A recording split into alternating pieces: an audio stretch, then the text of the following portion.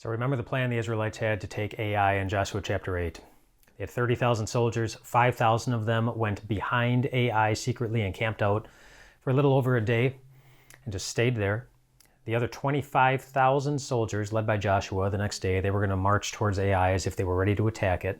Once the people of Ai would see Joshua and his soldiers coming, they would get excited because they defeated them once. So why not think they're going to easily defeat them again?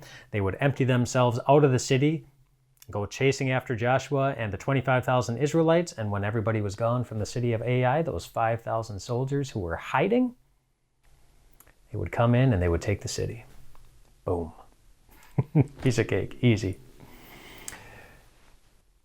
So I want you to picture the 25,000 soldiers. They're marching with Joshua towards the city, eyes on the city, waiting to see what happens. And then the people of Ai notice them. And they rally the troops, and they start pouring out of the city. And at that point, if you're one of the 25,000 soldiers, you don't look at the city anymore. Then you turn around and you start running away in the other direction because you know that's your job, and you know you're a little bit safer that way. But as they're running away, being chased by the full force of their enemy that was up against them, I can picture them. Some smiles on their faces, maybe just kind of looking at each other, next to each other. It's like, it's like they don't know what's coming. It's like, we're about to win. And the reason they were going to win wasn't because they were going to see those other 5,000 soldiers take the city, but just because they knew it was happening, even though they couldn't see it. It's a pretty cool picture of what God does for us. We are being attacked by the full forces of hell, by the full forces of Satan. Everything that he has against us. Everything. Our own hearts work against us, inclined far too often to do everything that God just despises. And then we live in a world that is absolutely spiritually broken. It doesn't make it easier to trust in God. It doesn't make it easier to see him.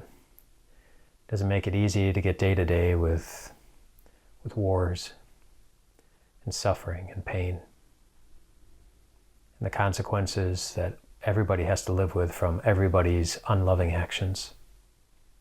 All of that is working against us, just like all of Ai was coming hard after those 25,000 soldiers. But we know the same thing that they did.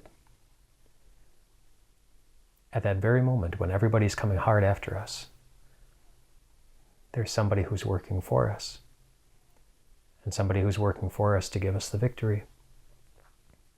And that's our God, who doesn't cause bad things to happen, who doesn't love when sin shows itself at all. But man, he wants you to know that it's not going to get the best of you in the end. He is always working for us, many times behind the scenes without us being able to see it happening. That's the promise of Romans chapter 8. We know that in all things God works for the good of those who love him. That's the promise we see carried out in so many places in Scripture.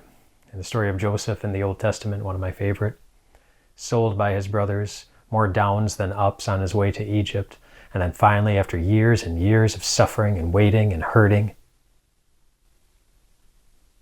God showed that he's able to take anything, any situation, and use it not only to serve his people well, but to overthrow Satan. And that's what he's always doing. We can point to it happening many times in Scripture. We can point to it happening sometimes in our own lives. But many times we'll just need to point to the cross. When we can't see it happening with our eyes. When we're running away in the opposite direction and we can feel the full force of all of our enemies working against us. At those moments we remember the cross and we point one another to it. It's the day when we see God using all that he has and all that he is for your benefit. And so many people didn't see it happening that day either.